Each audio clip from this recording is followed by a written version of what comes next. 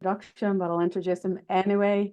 So Geoff is one of our leadership coaches. He's also the founder of the Agile Mastery Institute. He's a author of the Scrum Mastery, Product Mastery, Team Mastery, and the Coach's Casebook, and also Agile Pun Mastery, or Agile Puns, whatever you call that. Not Mastery. That definitely wasn't Mastery. No, it does say Mastery on the front. Does it? Is it Agile Pun Yeah. Mastery? Okay. I couldn't find my book there to check the name. So today Geoff's going to be talking to us about the lost art of mastery. So Geoff, without further ado, I'm going to hand over to yourself. Guys, if you do have any questions, I'll be monitoring the chat, or you can put your hand up. Cool. All right. Yeah, welcome everybody. So what, just we checked this beforehand, but I want to double check, Ashley, you can see the right screen. Perfect. All good. Cool. Yeah, perfect. I just got two monitors in I've managed to nick my second monitor back off my teenage son. So I now have two monitors back in the shed. Yeah, I'm going to talk about mastery. I'm not going to talk about the mastery of telling jokes, don't worry. But the concept behind mastery. There's a little bit of touchy, sensitive, potential ground as we go through. That's kind of deliberate, and we'll be gentle with each other. But it's one of those elephants in the room that sort of need to be mentioned at some point. So I'm not gonna pick on you, but just I won't even ask you to explain yourselves. Just out of interest, if you've got the ability to use the reaction button. Hands up if you've heard of imposter syndrome.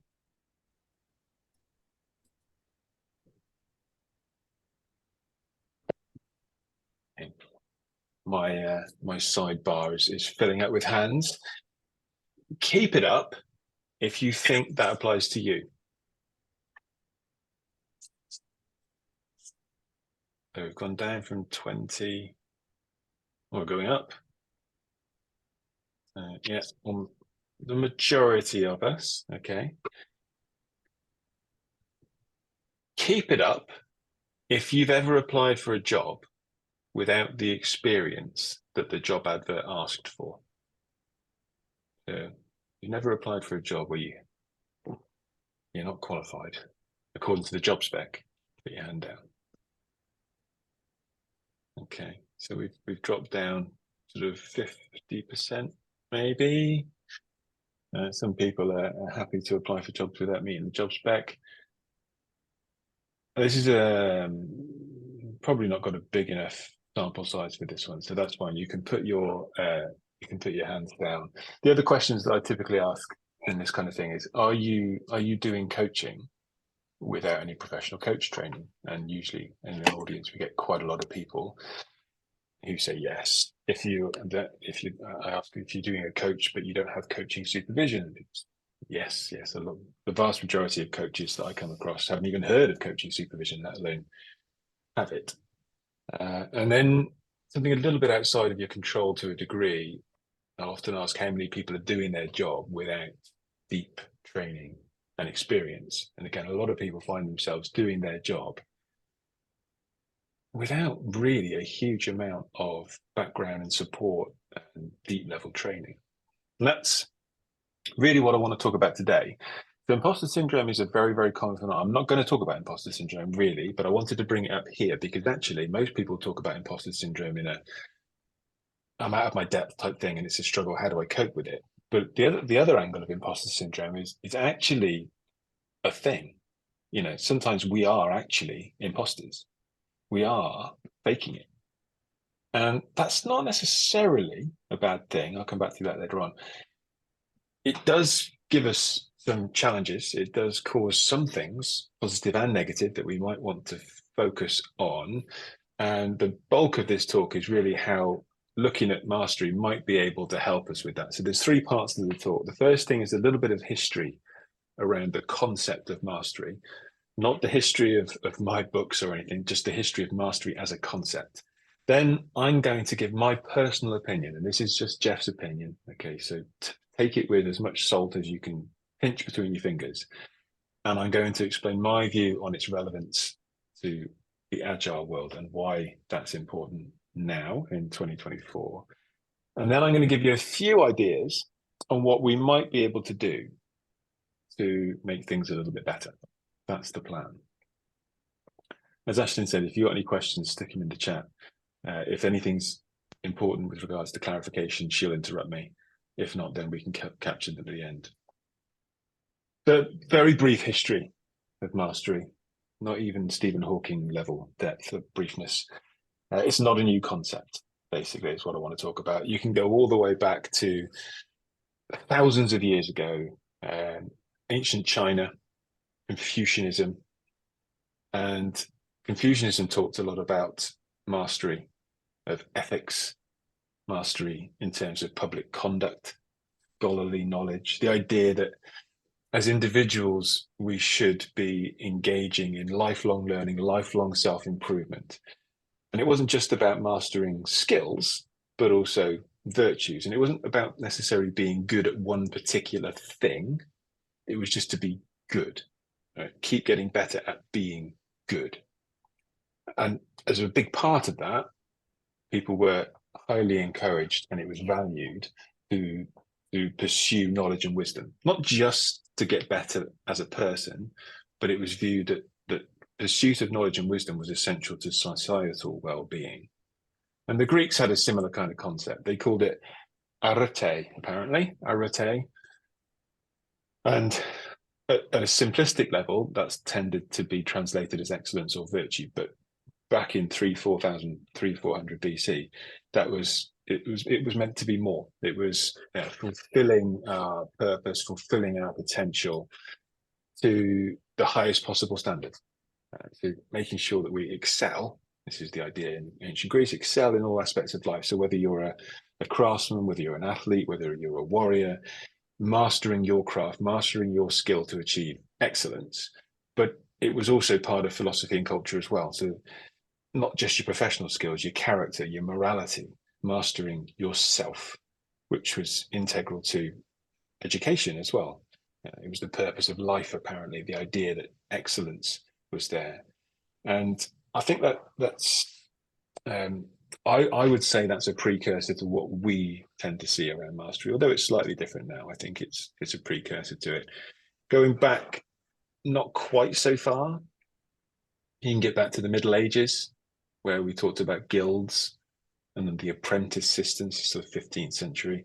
So if you wanted to master a particular skill, whether it was a blacksmith or an accountant or a farrier or something like that, you would start as an apprentice, you'd work under a master, you'd learn the trade, you'd become a journeyman. Eventually, if you were good enough and you could convince the guild that you were good enough, you might be able to become a master yourself.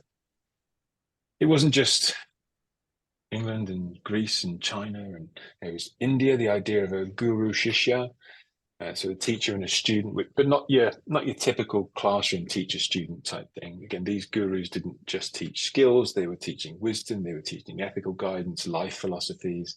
Again, that concept of mastering yourself as a person. And that relationship was very personal. There was a lot of obedience there, which is something I'm going to come back to again in a bit in a different way. But it was the aim was for the student to eventually master the guru's knowledge, that they would match them, perhaps even overtake them in terms of their knowledge. And similarly with regards to Bushido and martial arts, samurai, discipline and ethics were a huge part of that sense of mastery, not just about mastering the sword, but also the self. So your self-control, your courtesy, your honor were considered just as important as swordsmanship, this idea of mastery of the whole rather than just the task. Now, that may well be bigger than what we are focused on today and in the workplace, but as a general philosophy, this is where the history of mastery comes from.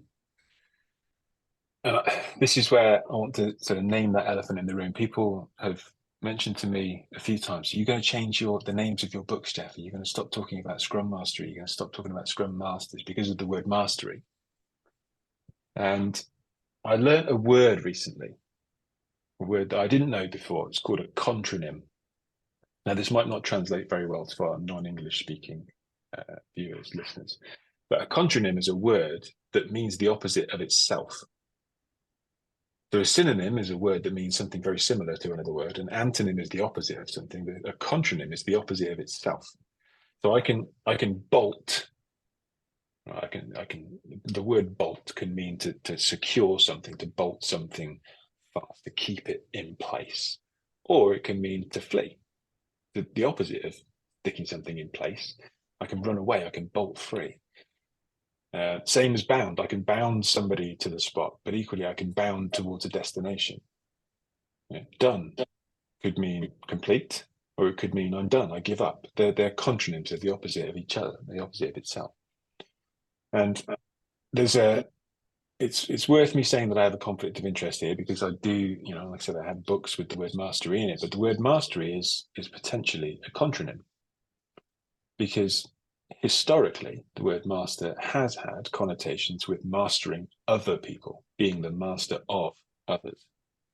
Not in a guild apprentice type way, but from a colonial slave perspective, which is in my view, the opposite of proper mastery. And again, in my view, agile. Agile is never about enslaving anybody else. It's about empowering other people. So for me, true masters are aware of the potential misuse of the word.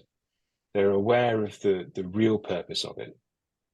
But it's worth bearing in mind that there are negative connotations to language and certain aspects of language, certain words. And that's something I'll come back to later on. I think we're also at a point where agile is in danger of becoming a contronym, where one meaning of lightweight, responsive, could be in danger of becoming heavyweight and stuck. But I said that's for slightly later on. Mastery in modern times is typically associated with education, so the education system, schools, and so on, teaching. And whether or not you agree with the numbers on the screen here from this particular study, it's a well-accepted view that if not most of the learning, then at least some learning occurs outside of the classroom. And whether you agree with it comes from challenging assignments or developmental relationships or something else, most people that I speak to would agree that learning is a multifaceted, multidimensional aspect, not simply done from sitting in a classroom and listening or reading. And Benjamin Bloom, is someone that took this to heart. And a lot of educational design, certainly in the Western world, has an element of Bloom's influence in it. So the 1960s, 1970s, he led the Teaching for Mastery movement, where, as you can see on the screen here, his definition of mastery was being able to not just repeat things and learn rote knowledge, but to be able to apply that knowledge to real life and abstract concepts. So rather than just learning a particular formula, for example, I can apply trigonometry if I was going on a hike or finding my way home at night. It's the metaphor of the compass rather than the map. Okay. So as a Scrum Master, I can learn a framework, I can learn words, I can learn process, I can learn frameworks.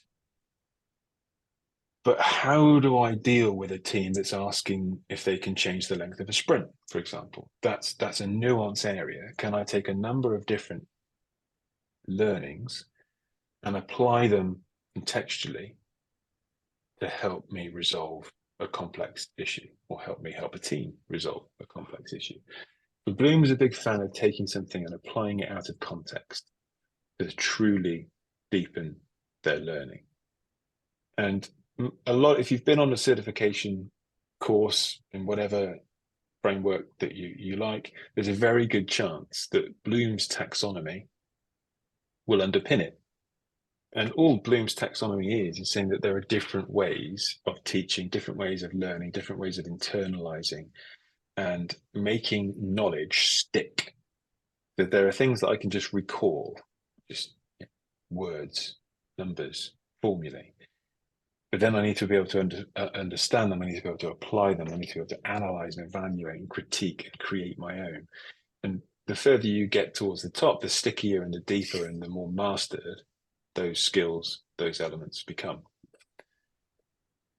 There are 5 aspects to Bloom's teaching for mastery. And as I read them out, I'm sure you'll be able to notice some overlaps with your area, your world, your experiences. The first one is it should be tailored. Okay, so different people learn in different ways. And so changing the medium, changing how the information is presented and shared will have different impact in different situations with different people. So he was a big fan of tailoring the learning, tailoring the experience to the audience. And he was a big fan of patience because different people take different amounts of time to master things, to learn things. I'm sure you've been banging your head against a metaphorical brick wall with a particular concept. And then suddenly, as we say in English, the penny drops. It makes sense. We get it. But we need to have that patience to be able to allow that to happen with different people. Sorry. Could we go on mute? Apologies, I can't mute anybody here, but could you go on mute if we're not talking? I can make you a co-host. Thanks, Geoff, and then I can mute people. There you go. So deep, again, not memorizing rote information, understanding the content in context. Practical, if any of you have been on an agile training course, there's a good chance you'll have experienced learning through games, through experiments, through puzzles, but also reflection, group studies, a bit of peer tutoring. So making things a lot more practical rather than just here's some information, remember it. And something I'm going to spend a little bit of time on now is this concept of equalizing. So it says there to increase the number of people reaching mastery, not just the top 2.5%. What that means is if you teach everybody in the same way, so uniform instruction, you'll tend to have a normally distributed outcome. That is, the majority of people will have an average achievement level, and a small number of people will achieve mastery, and a small number of people you just won't reach. And this idea of uniform instruction is pretty old-fashioned now, but it's still a big concept. And especially in the 1960s, 1970s, this was something that Bloom was really trying to change. I say it's old-fashioned. However, my daughter, who probably won't be watching this, so probably won't get mad, years ago, so what are we now? Maybe 8, 9 years ago, she was learning Chinese at school, Mandarin. And in her very first year of learning Mandarin, she got 100% in her end of year test. She was loving it. She was sitting in a Chinese restaurant, talking to the waiter, writing Chinese symbols on the tablecloth, having a conversation with someone at 12 years old. Amazing. Next year, so second year, we not long into the term, we get called into school because her results are not good in Mandarin, and we speak to the teacher. I'll cut a long story short. The teacher said Freya just isn't learning how she should be learning. Well, this is a bit of a surprise. She was doing quite well last year. The only difference is the teacher and the fact that maybe she's on year 2 rather than year 1. And is there a different way that she could be taught? And the teacher said, no, she learns my way or she doesn't. And my daughter gave up Chinese. I'm sad about that. My daughter's not, but I am. And I think this element of can we change it? Now, Bloom talked about the 2 sigma problem. So he wanted to shift this right. Okay. Now, he found that students who got one-to-one tuition started engaging in what he called mastery learning techniques, performed 2 standard deviations better than students who were learning in conventional environments. So that's where the 2 sigma problem comes in. 98% of students performed worse than the students who were engaged in his mastery learning techniques. There's such a big impact. The problem was, quite obviously, you can't scale that very easily. The one-to-one tutoring and tailored learning for everybody in society is very, very difficult to achieve. The challenge there, and still now to this day, is how can you scale that finding? We know it's true, but how do we scale it through society? Still hasn't been solved, but the good news is we're not dealing in our world in massive, massive numbers of people. So we can take advantage of this.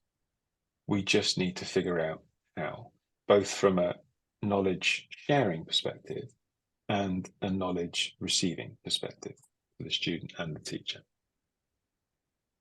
Now, you'll probably have heard of VUCA. It's a well overused acronym these days to mean volatile, uncertain, complex, and ambiguous.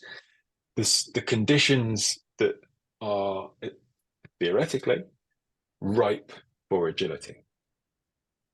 I add a couple of extra letters to my acronym, and I laugh at VUCA.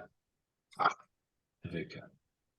Because I think these days it's not just about volatility, it's not just about uncertainty, complexity, and ambiguity, but also about hybrid, because we're all hybrid these days in terms of our workplace, if not cyborgs. And everybody's talking about AI. So we've got a VUCA-ha world. Now, admittedly, not everything falls into this category, but more and more tends to fall into this bucket. And when it is about context and abstraction, we need to get smarter. We can't just focus on learning rote, repetitive, repeatable knowledge. It's about context and applying concepts in abstract context. Sadly, I went back to my old school some time ago, and some of my teachers were still there, and I got them playing with Lego, and I got them talking about Agile. They said, "Oh, this is really interesting, Geoff. What does this mean?" And I said, "Well, the world of work these days isn't about everybody up here telling those people down there exactly what they need to do. There's a lot more self-organization. There's a lot more autonomy. There's a lot more servant leadership." Said, "Oh, this is interesting, Geoff." And I said, "Well, that's why I'm here. Why are you still teaching them old-fashioned management tools, and then they need to come into the work environment and unlearn them?" And their response was, "It's a fair point, Geoff, but our job is to get these people into further education, into universities. They need to pass the exams that the system set them, not about making them into real people," which was a bit sad. And I'm going to come back to that again in a bit.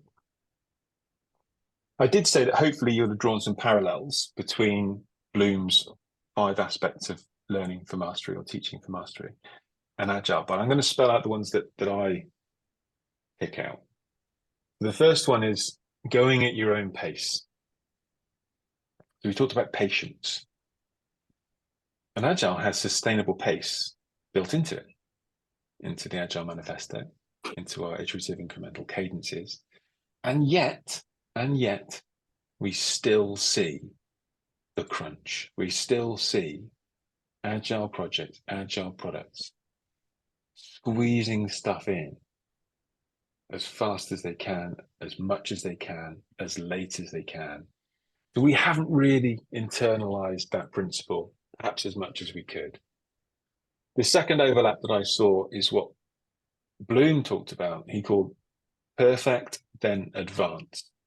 One of his concepts or techniques of mastery learning was don't move on to the next topic until you've really got this one.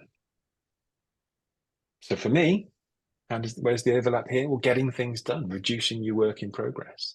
Get it done before moving on to the next thing. Reduce your multitasking. Not perfecting things, but getting things done. And then, I see, don't know whether you see it, I see organizations trying to scale before they've even got things working with one team. So we're not getting things done before moving on to the next thing. Another thing that Bloom talked about was he was encouraging the teachers to lecture, not to teach, but lecture to motivate, to inspire people to understand, to challenge their thought processes, to treat them as adults and engage all of the aspects of their creativity, which speaks to me of in an agile environment, we don't go along and give a team a solution to implement. We give teams problems to solve. And we say, you're going to know more about how to do this than me. And if you don't know it now, then you will by collaborating and inspecting and adapting. And yet we still see, I still see, can't speak for you, still see as a user, I want everything now, exactly like this in our user stories. And maybe we're not internalizing these principles as well. And then the fourth overlap, which I think is standout for me at least, is the idea of regular feedback.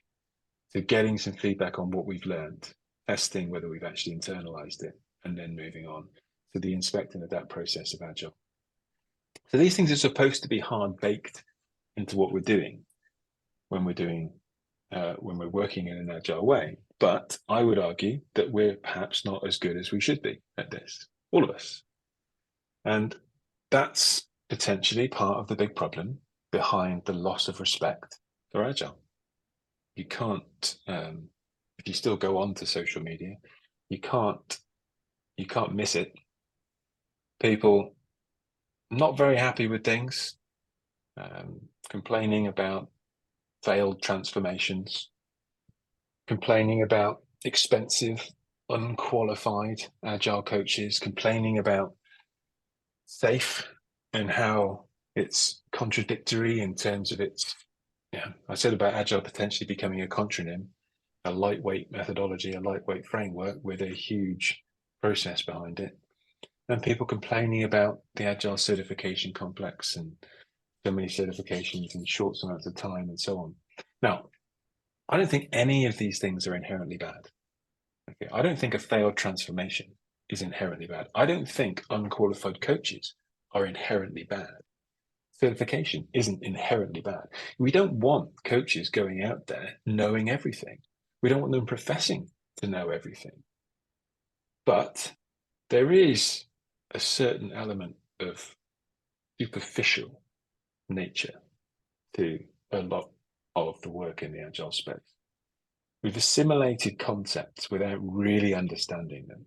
We haven't really gone away and proven a lot of the things that we claim. We watch a TED talk and we think, this is great, let's apply this. And that's an issue. It's an issue. So we need to figure out how we're going to fix certain aspects. So I'll give you a couple of examples. So the first one is what I call the MVP paradox. You've probably heard of the MVP, the minimum viable product. It's been done very, very badly. All right. Partly to do with an incorrect assumption or an incorrect understanding, and also partly to do with an incorrect application. The original definition of an MVP was about ruthlessly exploring a point for validation, coming up with your idea and finding the simplest possible way to test whether that idea is good or not, whether it has potential for value or not. It wasn't about getting the most basic version of your product out there quickly, but it has become an excuse for the dirtiest, cheapest, quickest thing that works. Now, my friend Nigel Baker, who I saw again yesterday, which was nice, he uses the phrase, it's not an excuse for shit. MVP is not an excuse for rubbish. It should be very, very thin, not shit. And I think there's a lot to be said for that. And again, we've misunderstood it. We've misused it as a community, as an environment, as an industry. And it's led to quite a few issues. Similarly to our T-shape concept. Now, we're not developing mastery in just one thing anymore. It's not about becoming an I-shaped expert these days. And this is, when I say these days, I'm not just talking about 2024. Since the turn of the century, it's been a move, significant, consistent move away from functional experts to more like what you refer to as Leonardo da Vinci's definition of mastery. So Da Vinci wasn't just a painter, he wasn't just an archaeologist, a cartographer, he wasn't just an engineer, he wasn't just a designer. He was an expert in lots of different things. Now, we don't have to be Renaissance geniuses, but we do need to develop our skills in more than just one area. We do need to go outside of our comfort zone. We need to be more T-shaped. We need to be more pie-shaped or cone-shaped or whatever the latest shape is. Now, when I started talking to people about T-shape 15 years ago, there was some significant concern that if they focused on something else, they would become less good at their primary area of focus. But in a complex environment, context is very, very important. So knowing how to apply your main skill, how it works, collaborates, integrates with other skills in your skill set is more important than being the best at one thing. It's also important for resilience, both individually, as a team, and as an organization. You don't see any successful company these days that just has one product. They're not I-shaped companies out there. You don't have an investment portfolio with just one type of share. So why is this a problem? Well, again, it's been used as an excuse for people to do two roles, largely because of redundancies and cost savings. Doing two roles because of redundancies is not an example of being pie-shaped. It's overloading and not being good at anything. And we've sort of allowed that to happen. Agile coaching is an example of that. And maybe or maybe not, you've seen the Agile coaching growth wheel. I quite like it. I quite like it because it talks about different types of coaching. It talks about different shapes of coaching. It's not just about being one type of coach, just like it's not about being one type of leader in our organization. We need to be able to flex into different spaces, but equally, that doesn't mean we need to be 10 out of 10 or 100% in all areas. It's okay to be excellent at a few things, not trying to be excellent at everything or okay at everything. Scrum Masters don't need to go out and get product owner certifications. That doesn't necessarily make you a better Scrum Master. Doesn't mean you should ignore what a product owner is all about, their roles and responsibilities. And we don't need to rush to get there either. We can take our time. We can be patient with ourselves. But to do that, we need to be honest with ourselves. We need to be honest with other people. That idea of that agile coach being expensive and unqualified, funnily enough, one of the jokes in this terrible book asks, what's the difference between a Scrum Master and an agile coach? And the answer is $500 a day. Simply because I've changed my title, not because I've become better or advanced my skills in anything or offering different value. So a custom-shaped person these days is a sign of resilience, is a sign of growth, is a sign of mastery, that we can shape ourselves to be more resilient, to be more valuable.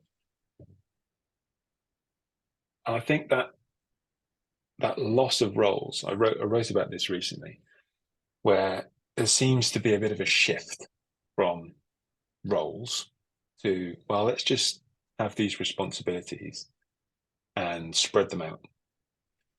I'm torn on this. So anyone who's read any of my stuff will probably know that I've gone on record many, many times over many, many years that Scrum Masters should do themselves out of a job.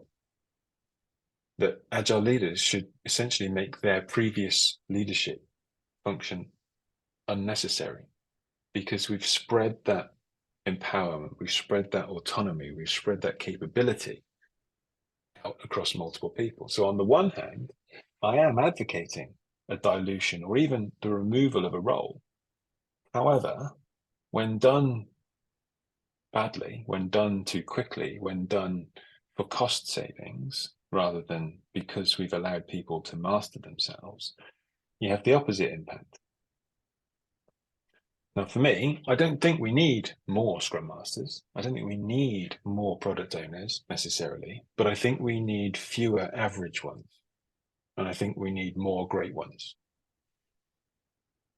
And if it's if it's someone's job, they take it seriously. And we should have those jobs. We should have those people focusing on that type of value within our organization. But we're working towards a brave new world. It won't be long until Geoff GPT is giving these talks instead of Geoff. I'm sure I will be put out to pasture. I used to complain about what we called proxy product owners. So instead of having the real product owner, you had someone else, quite often a business analyst, who didn't have any authority, any autonomy, didn't own the vision, didn't own the budget. They were in place to be that pseudo product owner. These days, we don't even have proxy product owners. We have product owner GPT. We have people who are asking ChatGPT to write their user stories, to do their acceptance criteria, to come up with their product lean canvas. And not even fact checking it, not even evaluating it, just going with it. And I think that's another example of just lazy surface level understanding, assimilating ideas without really understanding them. And I know this is sounding a bit like an attack right now. It's not meant to be, sort of. And don't get me wrong, we can, we have to leverage artificial intelligence. It's going to be a good thing, but we need to use it mindfully. We need to use these things to augment what we're doing, to supplement our learning, to supplement our mastery, not to avoid learning for ourselves and thinking the software will do it for me.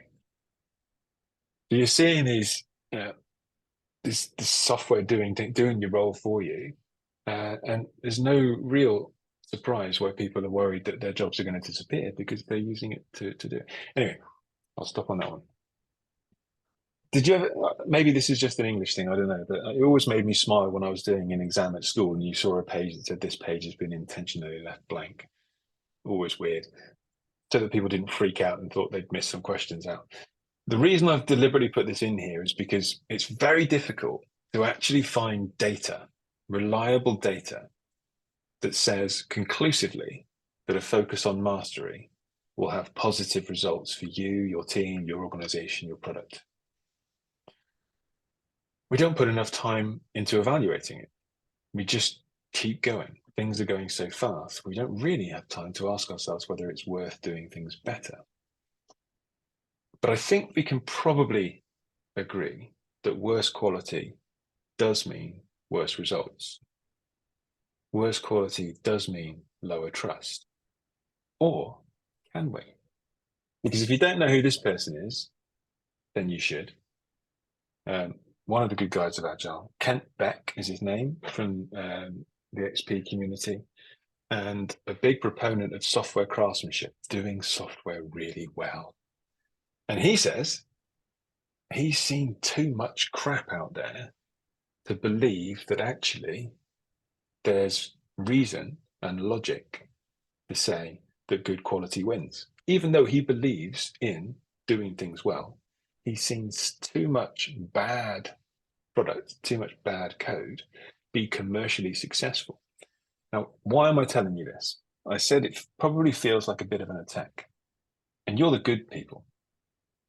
Okay. So I'm not attacking you. It feels like it, but I'm not. All right. You are part of a system. You're part of a system that rewards shortcuts. You're part of a system that actually rewards poor quality.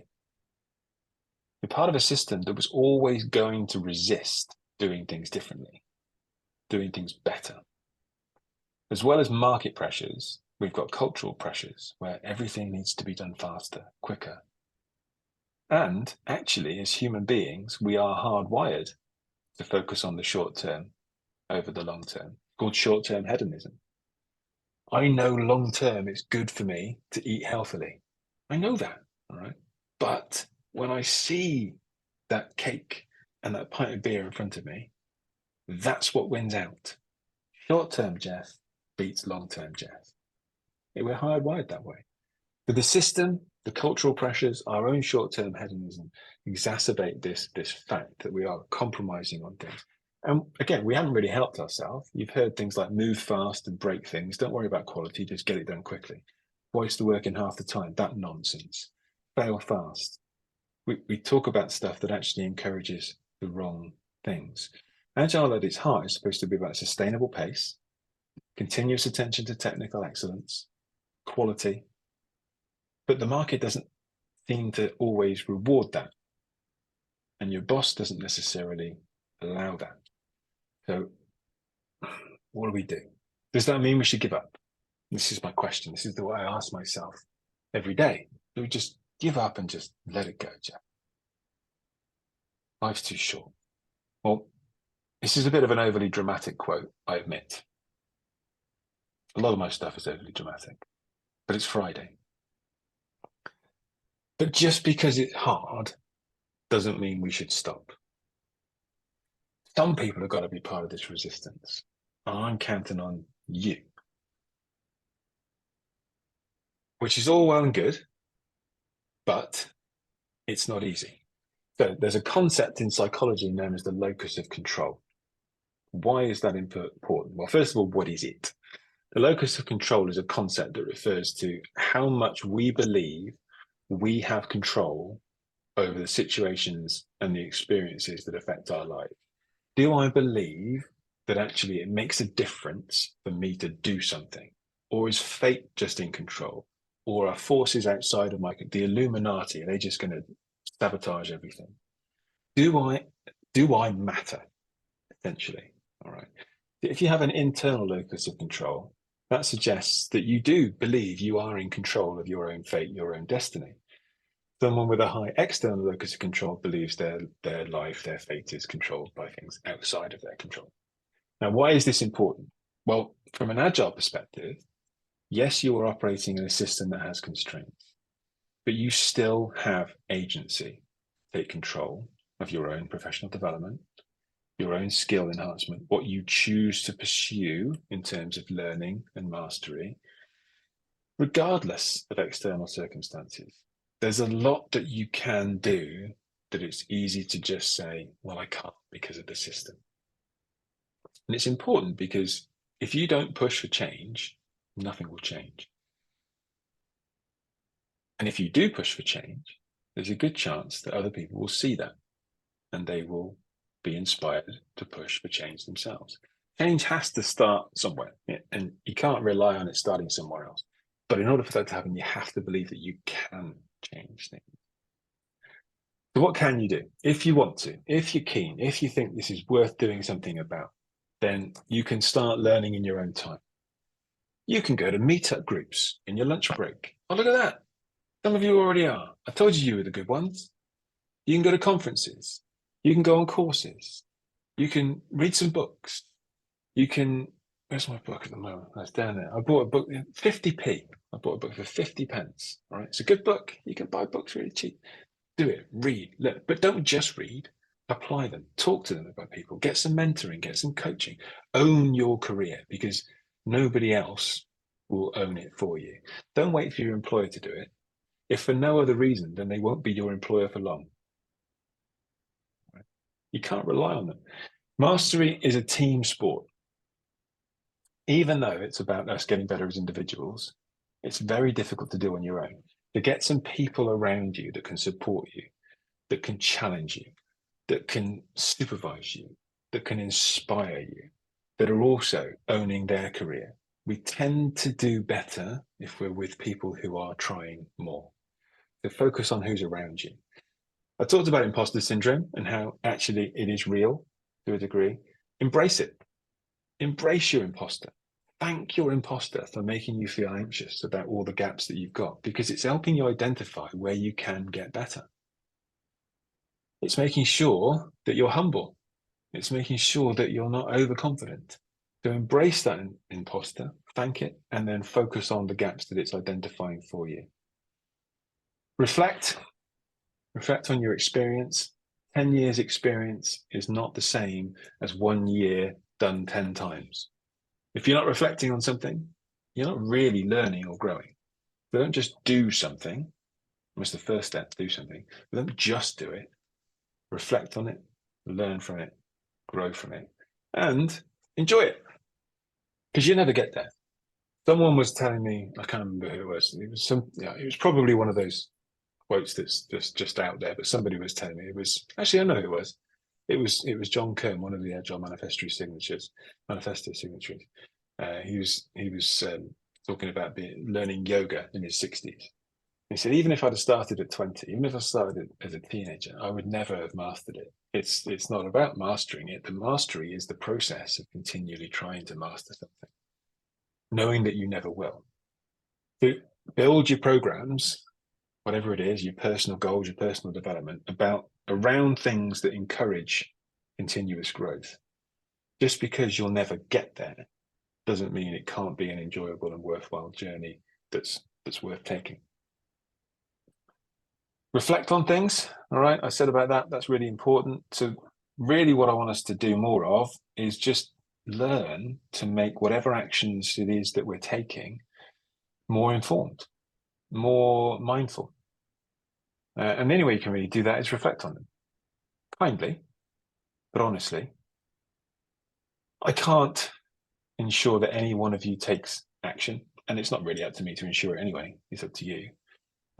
But I would like you to just think for 20 seconds. What's one thing you can do to continue your personal journey to mastery? If you are so inspired to put it in the chat, you might just inspire somebody else as well. But you don't have to. I just want you to think one thing you can do to continue your journey to mastery. 20 seconds.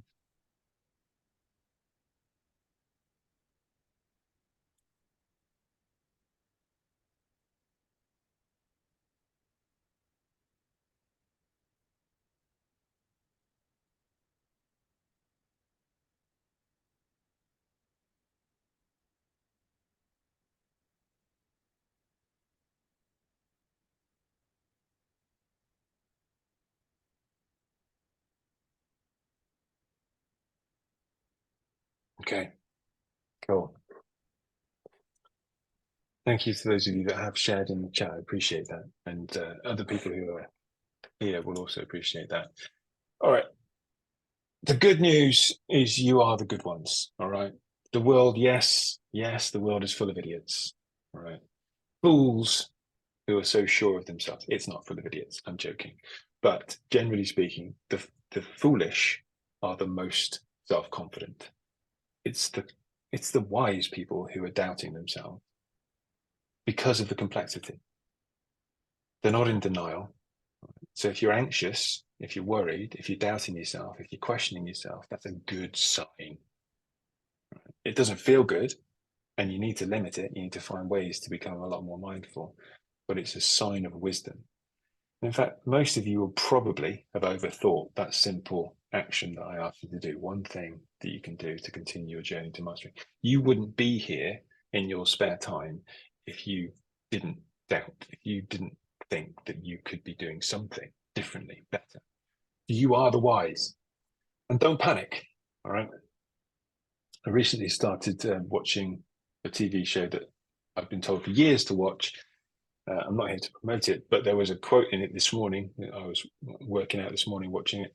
It said, when there's so much going on and you don't know what to do what's in front of you and take the next small step.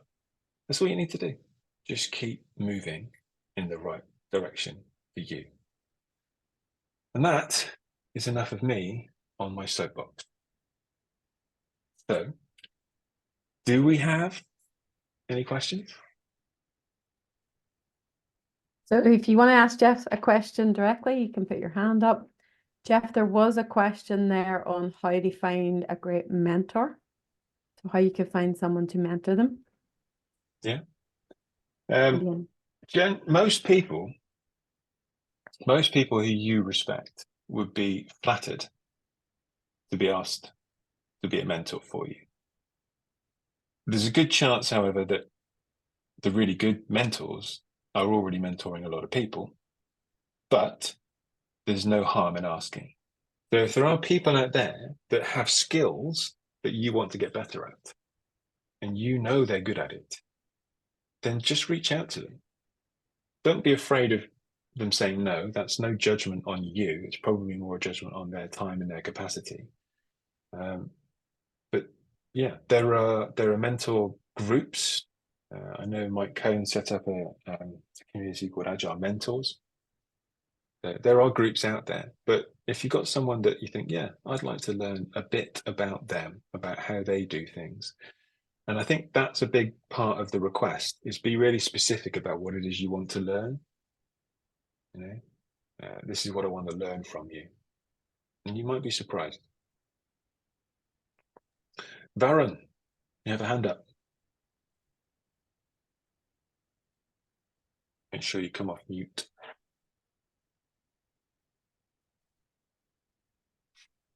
Varun, yeah, do you want to go ahead?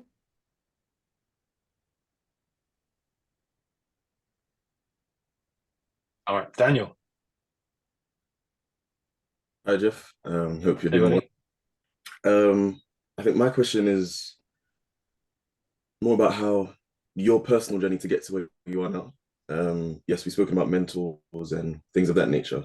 I think, from my understanding, you probably wouldn't have had the wealth of literature and people around who were there to mentor. So how did you? What was your journey to get to where you are today?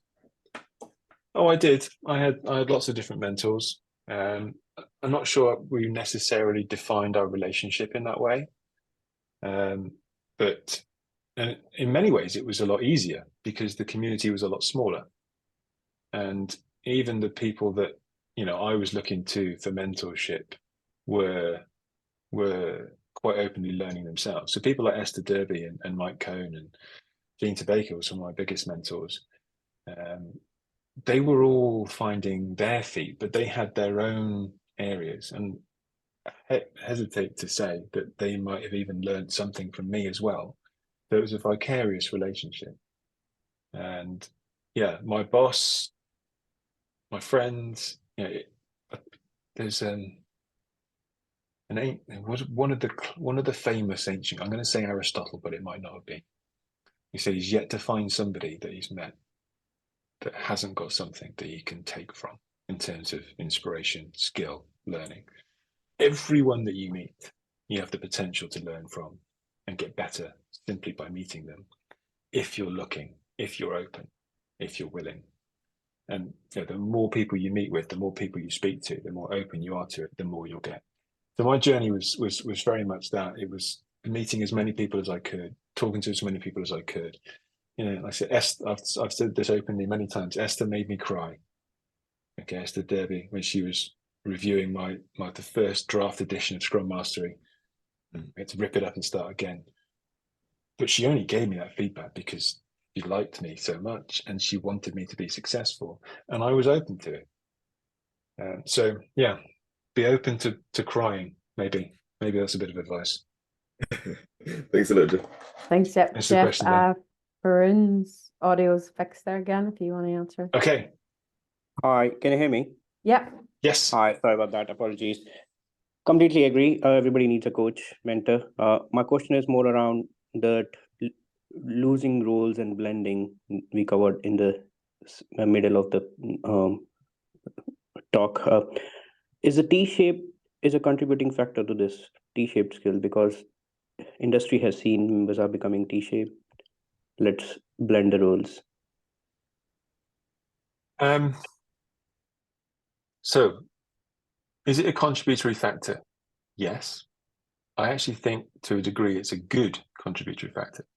So when I went through this, I'm torn on it because actually there's a good aspect to this. But if we do it prematurely and we do it simply for cost savings, it's bad. So if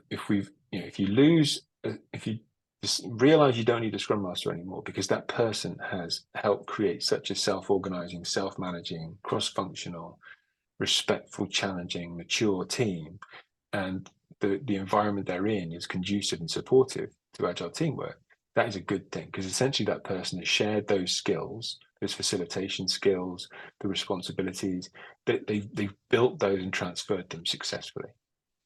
Equally, if I am now no longer just a front-end developer, but I'm more of a full-stack engineer because I've worked with other people, I've paired with people, we've been becoming more rounded within the team, that we don't need those functional roles anymore, then that's a good thing. But if I've got to lose 20% of my headcount, therefore you need to do somebody else's job that you're not qualified for, that's not a good thing. Does that make sense? Yeah, no, absolutely. I guess it's all cost driven. I know sometimes, most of the times, to be honest, I'm sure everybody will agree on it. But with the T shape, I know it's a main skill and the complementary skill. Being into Scrum or coaching, if that's being a main skill, it doesn't harm. But if that goes as a complementary skill, it just I mean the coin flips. It all goes on the toss then. I definitely empathize with people who are in those types of situations where their complementary skills aren't encouraged, or they've been forced to take something on. And on another day you'll hear me saying, deal with the situation as it is. A dead Scrum Master is a useless Scrum Master. Do the best you can and fake it till you make it. So I can buy into all of that stuff. And there's no point complaining and throwing your toys out of the pram in a situation when you can somehow make it a little bit better. I saw a question come up in the chat as well, which I'm going to link to. If I can find my cursor. But it was something like, how do you arm yourselves against the fall of respect for Agile? And I think, how can you arm yourself for the negative side of the loss of roles is very, very similar. Is keep the faith, keep your integrity, keep your values as much as you can without losing, and wait. So patience is a big part of this. So where we are right now is quite normal. Just like politics, we'll often swing from one side to the other side. Once you've gone this far, then you come back this way. A lot of the Agile movement was political in a way. It's philosophical. And so we've gone from very much command and control to a lot more self-managing to, well, that doesn't work all the time. Let's bring back the command and control a bit. And it will swing and it will swing. Agility is far from dead. Cross-functionality is far from dead. T-shapedness is far from dead. Scrum Masters, far from dead. Okay. It might be that right now things aren't quite what they were 2 years ago. Some of that we can take responsibility for. Some of it we can take action on. Some of it is just cyclical and environmental. It's difficult to split the two somehow. No, makes sense. I guess help? it's hidden. No, absolutely, it's hidden somewhere with the trend of time to market, and it all comes under the blanket of it. Yeah. Okay, guys, we are just on time now, so unfortunately we've run out of time for questions. If you do have something you want to talk about, feel free to post it on the chat on Meetup or send it directly to Geoff if we haven't answered it. We will have our next meetup on the 12th of March, and it's on dysfunction mapping, so feel free to go online and register for that as well. As I said, if you have any questions, just put them in the chat on Meetup and we'll try to get a look at them over the week or over the coming weeks. Thank you very much to Geoff for his talk today, and thank you to everybody for attending. Thanks very much for coming along, and happy Friday. Okay, folks, take care. Bye. Thank you. Thank you. Thank you very Bye. much. Bye. Bye.